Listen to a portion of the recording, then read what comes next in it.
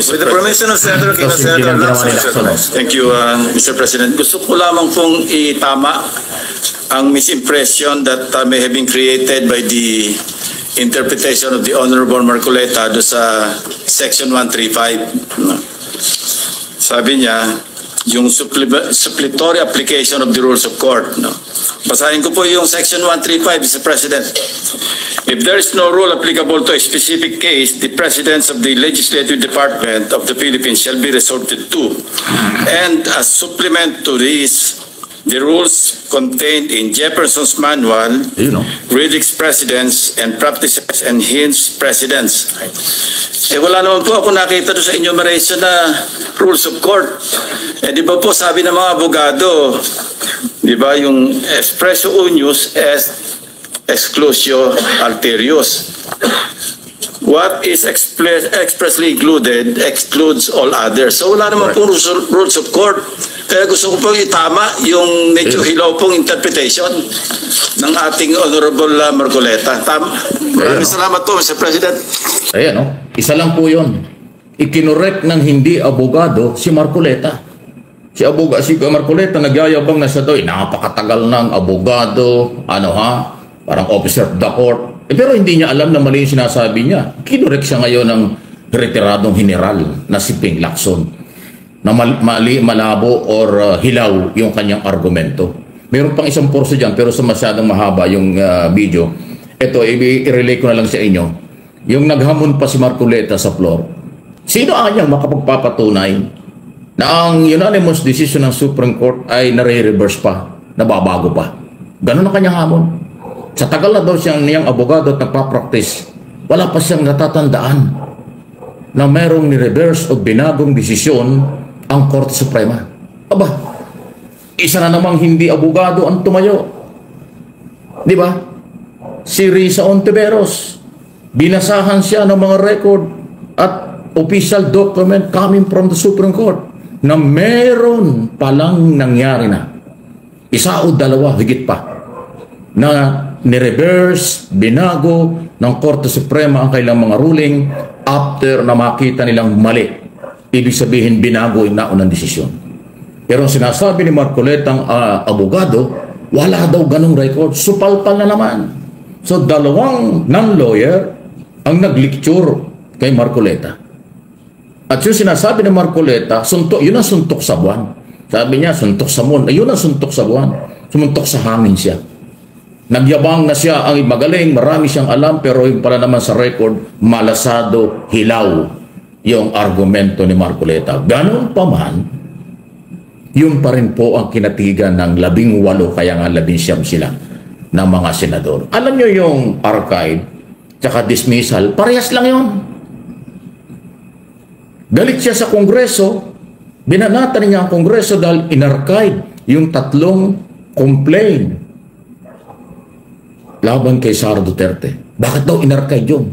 Mali daw yun. Pero anong ginawa ng Senado kagabi? In-archive nila yung article of impeachment at kaso ni Sara. Ano ang pagkakaiba? In-archive ng Kongreso ang 3 reklamong laban kay Sara dahil meron silang binuo na mas malakas na kaso at sinuportahan ng 215 congressman kaya na-transfer ang article of impeachment. Minamali ng Supreme Court, minamali ng Marcoleta, minamali ng ibang senador. Pagkatapos yun ang kanilang ginawa. Ano yun? Di ba? Ayaw nila ng mali, pero ang kanilang ginawa ay parang mali rin sa aking opinion. Bakit yung in-archive? Dismissal po yung archive eh. Yung pag-in-archive dyan, wala nang gagalaw niya. Ngayon ang tanong, paano pag ni-reverse? Susunod ba ang mga senador? O mananatili silang tatahimik na lang at naka-archive na ang kaso? Yan ang big challenge.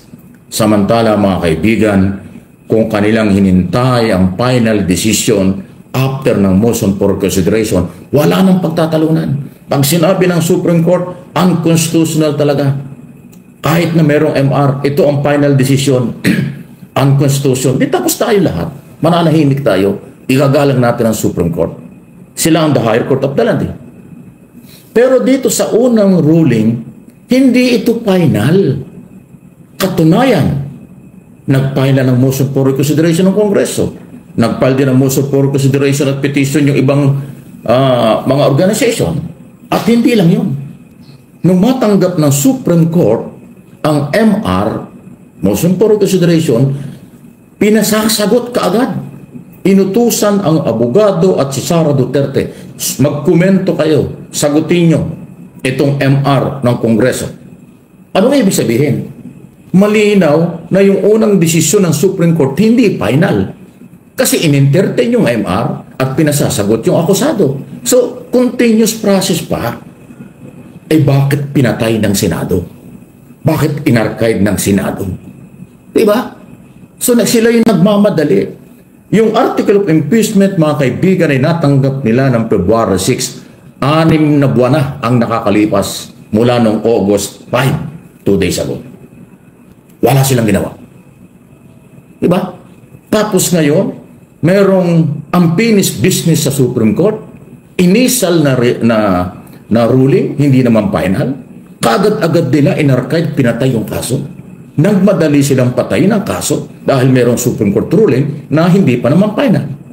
Pero yung article of impeachment na sinasabi ng saligang batas na forthwith, kaagad-agad ay aksyonan, 6 na buwan nilang inupuan, pinatulog. Nakita nyo. Ito pa yung technical issue, hindi po ako abogado, pero ito yung technical issue nakakapanlumo. Nagdesisyon at nagdebate ang mga senador kagabi, kahapon hanggang kagabi, ang ginamit nilang rules ng Senado sa paggawa ng mga batas. Hindi sila nag-convene as impeachment court para talakayin yung kaso, yung article of impeachment o pagdebatihan kung ano ang gagawin. Kasi iba po ang rules ng impeachment court kaysa sa rules ng Senado sa paggawa ng mga batas as legislator. Ayun ang motion kahapon ni sino ba? Si Ontiveros. Baka pwedeng panumpain natin muna itong mga senador na mga bago. I-combine natin ang impeachment court. Then saka natin talakayan itong isyong ito.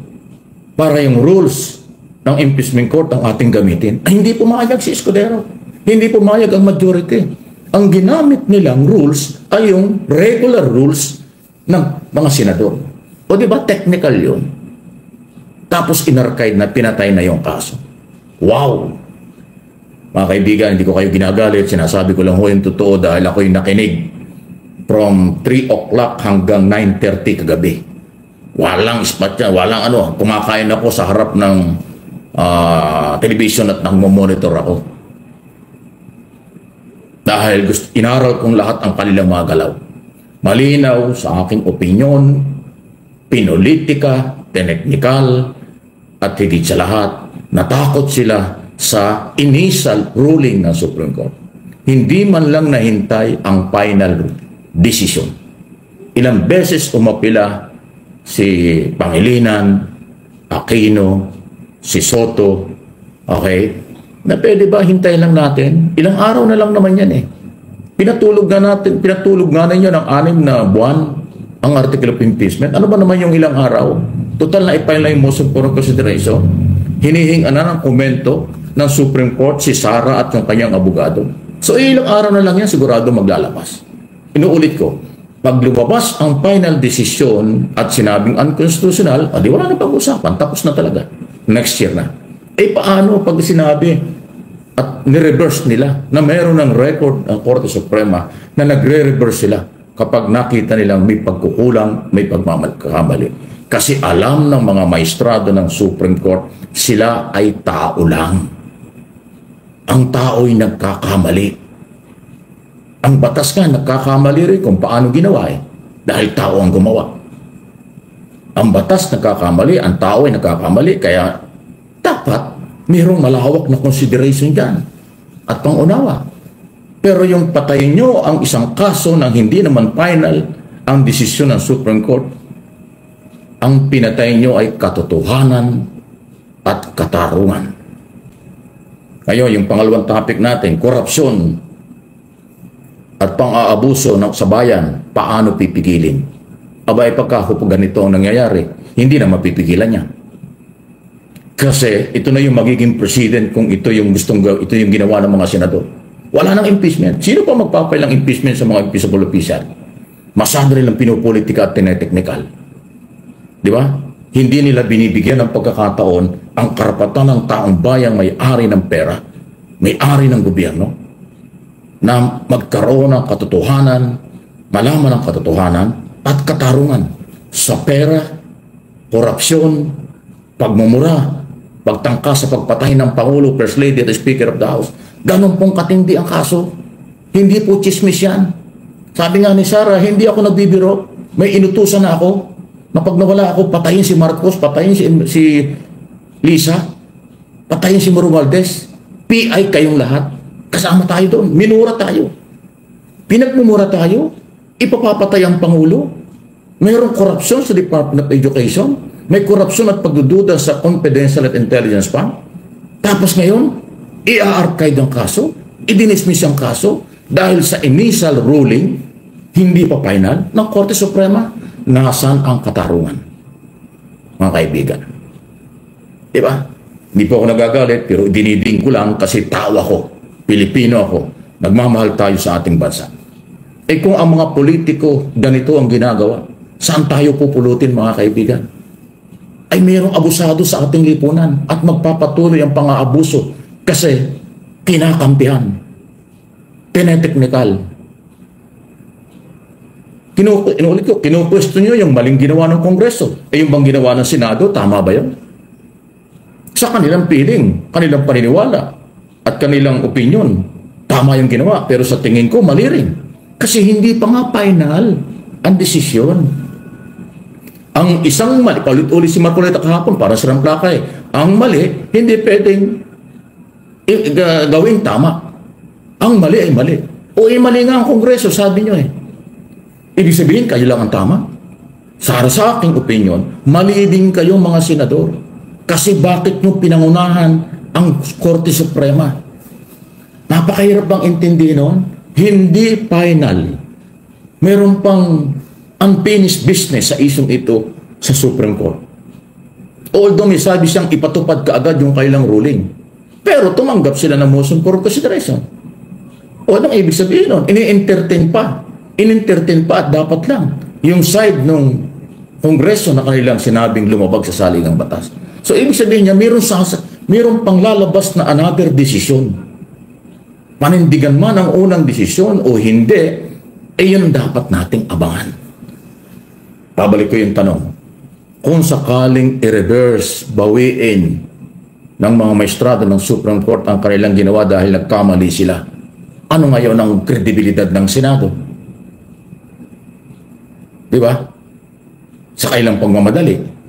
So, i-reverse din nila ang kanilang boto at itutuloy ang trial. Ganun ba? O kung hindi naman nila gagawin yun, yun ang labag sa saligang batas.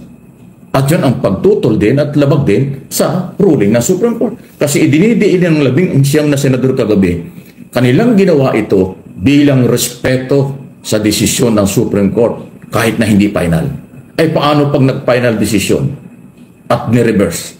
Dapat nilang sundin yun. Kasi pag hindi mo sinunod yun, ay di kayo mismo ang hindi sumusunod sa Korte Suprema. Parang susunod lang kayo pagpabor sa inyo. Pagka hindi kayo susunod. Ano ito? Ano, Banana Republic tayo? Ayan ho ang sinasabi. Kung hindi ho nagmadali, matagal ng panahon ang panawagan natin, 6 na buwan ang panawagan, trabahuhin yun, inyong obligasyon bilang constitutional duty, kayo ay mag-trial. Hindi nyo ginawa. Tapos no, ang Supreme Court ay gumalaw, nagmamadali kayong i-dismiss. Ang unang motion ni Marcoleta, dismissal eh. Kaya atat na yung mga senador na kasamahan niya sa likod eh. Ang mga ngising aso na, papalak na talagang masayang-masaya na sila. Ha? Pero dahil nagkaroon ng debate, ni-reverse, ginawa nga in-archive. Pero dismissal na rin po yun. Hindi na pwedeng galawin, naka-archive na yun. Yan po ang nangyari. Kaya ho, na nga, recap lang natin, kaso ni Sara Duterte, patay na. Supreme Court ginamit ng 11 na senador. Korupsyon at pang-aabuso sa bayan. Paano pipigilan? Yan po ay isang matindi. Mas technical and political ang nanaig ang katotohanan at katarungan nawala. Sa aking opinion. Ulitin ko pinulitika, technical ang isyo, kaya pinatay ang kaso. Pero ang katarungan at katotohanan nakahang, bitin. Kasi hindi natin nadinig ang malinaw na presentation ng kaso at testigo, malinaw na pagtulutol, pag-oppose, pag-idepensa ni Sara at ng kanyang abogado. Wala tayong narinig na ganun. As of now. At actually kahit na, sabi nga ni Alan Cayetano, isa rin madaldal ito Sabi niya, sandali lang naman tayo maghihintay. Ilang buwan na ulit, pag February, next month, next year, balik tayo sa isyong ito, impeachment. Sino magpapail pa, mawawala na ng gana? Kasi tiniteknikal nyo. Kaya nga sa tingin ko, kahit na matapos itong 1-year ban, next year, hindi na rin aasa ang taong bayan na magkakaroon ng katotohanan at katarungan. Kasi titeknikalin na naman niya yan. Kunwari pa kayo. Gagawa naman kayo ng paraan para ma-dismiss, ma-archive na naman yan.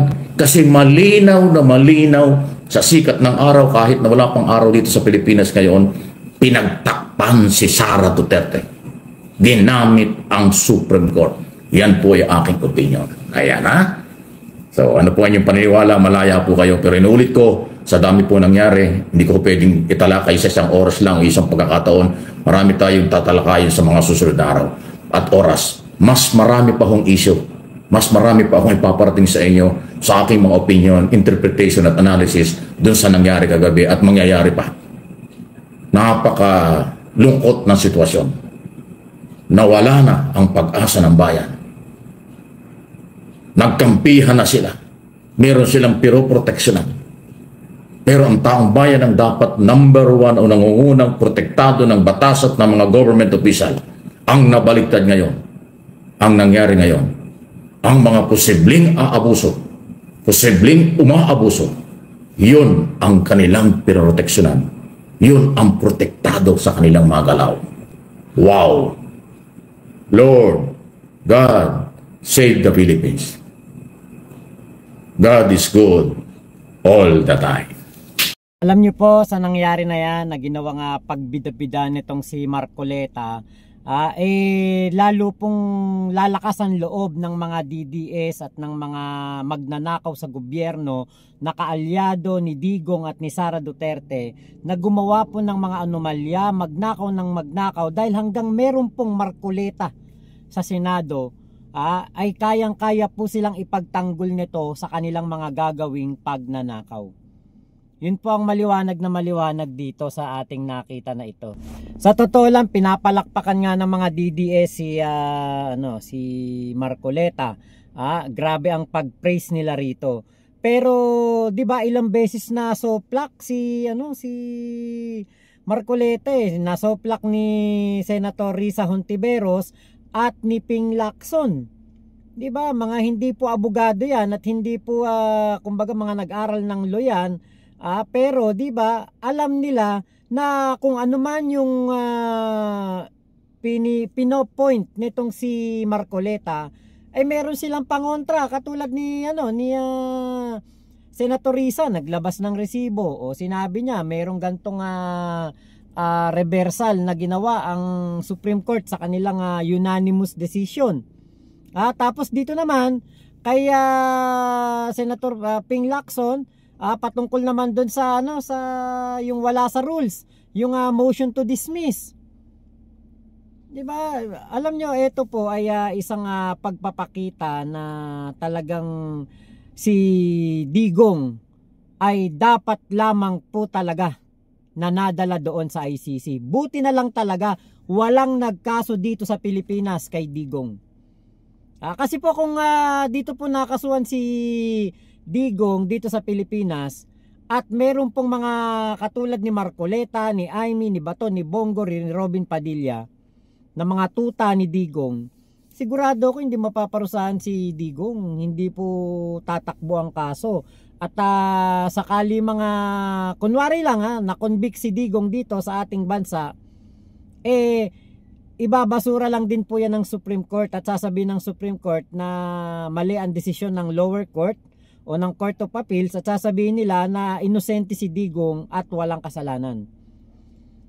ang pinapakita nila Marcoleta at nila Bato, Bongo, Robin at ni Amy Marcos ay isang pagpapatunay lamang na si Digong po ay karapat-dapat talaga na nandoon sa ICC. So tama po ang desisyon ng mga nagdemanda sa ICC laban kay Digong dahil po yan katulad niyan, ito yung pinapakita nila Marcoleta, ginagawa nila Amy, 'di ba, na show of power. Ito po ang talagang inaasahan natin na kung si Digong ay nakasuhan dito, wala, mababasura lang lahat dahil nga po napakalakas ng kanyang impluensya at mga senador pa po ang tagapagtanggol at tagapagprotekta ng pamilya Duterte. Ngayon dito sa sa mga pinagsasasabi ni Marcoleta, yan ang kumbaga parang yung sinabi niya nung mga nakaraang araw, hindi ako Duterte Black, hindi ako PDP laban. Parang alam niyo yung parang inuto tayo, parang pinasakay lang tayo na kunwari wala siyang amor sa mga Duterte after the election. Pero yun pala, 'di ba? Grabe ang gagawin niyang pagtatanggol kay Sara Duterte doon sa Senado. 'Di ba? Kitang-kita naman natin, hindi may pagkakaila. Talagang grabe po ang kanyang ginawang pagtatanggol dito kay VP Sara para hindi po matuloy ang impeachment. So kung dito po sa pag-archive ng impeachment complaint ni Sara Duterte sa Senado, kung ang ibig sabihin po nito ay parang dismissal na din at hindi na po ito talaga mabubuksan kailanman, binasura na, pinatay na po yung impeachment. So ibig sabihin po nito, wala na pong hustisya na makukuha ang 625 million na na-plug ng COA sa pagiging secretary ng Department of Education ni Sara Duterte. Yung sila Juan Miguel Uishi, sila Chippy McDonald, etong sila Kokoy Villamin, Mary Grace Piatos, wala na pong ring hindi na rin natin yan malalaman, hindi na natin kumbaga parang wala na, parang thank you na lang, quits na lang yung mga pera po na nalustay at nagastos ni Sara at kumbaga yung wala nang accountability. So ang pagnanakaw po ngayon sa Kaban ng Bayan ay baka maging legal na rin. Hindi natin alam kasi baka dyan na po papunta yun. Kasi ito po katulad niyan ng ginawa na pagbasura po o pag-archive sa impeachment complaint ni Sara Duterte ay para pong wala na pong karapatan ang mga Pilipino na kapag meron pong mga opisyal na magnanakaw, hindi. Bakit nyo lilitisin? Bakit nyo palilitisin? Confidential nga di ba? Ganun na lang. Baka niya kapag meron pong nagnakaw ulit sa Kaban ng Bayan, ang sasabihin na lang nila, bakit ako lilitisin? Si Sara Duterte nga. Hindi nga nilitis. Kahit na nagsusumigaw ang mga ebidensya. Kahit na pinagkuwari, merong nagmumura kay PBBM, pinagmumura si PBBM, talagang winalanghiya si PBBM, di ba? Sasabihin na lang nung tao, bakit niyo ako itinedemanda? Si Sara Duterte nga binantaan buhay ni PBBM, minura pa on live. Live na minura. Ang daming Pilipino nakapanood. Hindi niyo na ipakulong, hindi niyo na idemanda. Di ba? So talagang ito pong impeachment trial na ito, sa pagkakabasura po nito, magiging president ito ng ibang mga magnanakaw sa Kaban ng Bayan na para hindi po sila maparusahan at para po makatakbo din sila katulad ni Sara Duterte sa kanilang pananagutan sa accountability para po sa atin budget, di ba? So ganun na lang, thank you na lang siguro. Wala tayong magagawa. Hanggang 2028 po natin itong pagtitisan. Diba? So, may 3 taon pa. Magkano pa kaya mananakaw dyan ni Kokoy Villamin at ni Mary Grace Piatos? Diba? So, hanggang ganun na lang tayo. Kumbaga, parang, sige, okay lang. Okay lang yan. Magnakaw na lang kayo na magnakaw. Wala kaming magagawa eh. Meron kayong tagapagtanggol sa sa Senado. Protektado kayo ng Senado eh. Sige, okay lang. Magnakaw na lang kayo na magnakaw. Gamitin nyo disbursement. Ilagay nyo na yung gamitin nyo na. Kahit gamitin nyo pa pangalan ni Chis Escudero. Gamitin nyo pa pangalan ni Rodante Marcoleta. Pero iba lang yung pirma. Kahit okay lang yun, sige, nakawin nyo na ng nakawin. Lagay nyo sa duffel bag, di ba? At pamudmud nyo sa, magbigay kayo ng sobre kada, every month ba? Diyan sa OBP. Okay na yun. Ganun po talaga. Binoto natin di ba? Ako, kasalanan ko rin yan. Parang alam nyo, nagigilty rin ako kasi binoto ko rin si Sara. Isa po ako sa mga sumuporta dyan noong 2022 election. So, okay lang yan. Sige, na lang natin yan. Hayaan na lang nating magnakaw. Masipag naman tayo mga Pilipino. Diba? Trabaho naman tayo ng trabaho. Kilos naman tayo ng kilos. Diba? At tayo naman po mga tao na hindi po naninikluhod sa mga problema. Diba? Magkano lang naman yung magkano yung sabi, 153,000 ang bawat Pilipino may utang.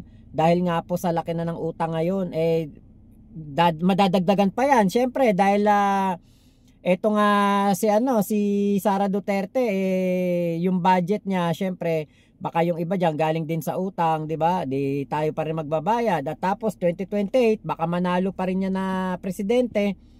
Di ba? Okay lang. Gawin nating presidente for 6 years, di ba? Gano lang yung magbayad tayo ng tigda 2 milyon kada Pilipino.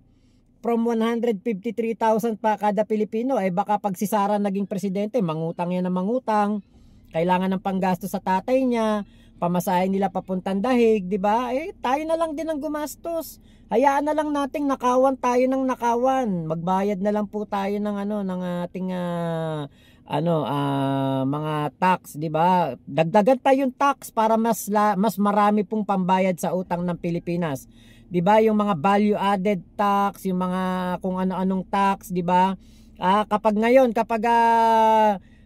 pag pumara ka ng jeep, lagyan na rin ng ng tax. 'Di ba? Kunwari tumaas yung kamay mong ganyan, lagyan na ng tax 'yan. 'Di ba? Pag naglalakad ka lang para makatipid ka sa jeep, 'di ba? Lagyan na rin ng tax 'yan. 'Di ba? Lahat lagyan ng tax. 'Di ba, para marami pa pong manakaw ang mga katulad ni Sara Duterte na mamumuno sa ating bayan. Kasi yan po yung magandang maidudulot ng pagtatanggol ng 19 na senador dito kay Sara Duterte. 'Di ba? Kapag po nanganak yung pusa natin o nanganak yung aso natin, lagyan na rin ng tax. 'Di ba? Yung mga aso, pusa, lagyan ng tax 'yan.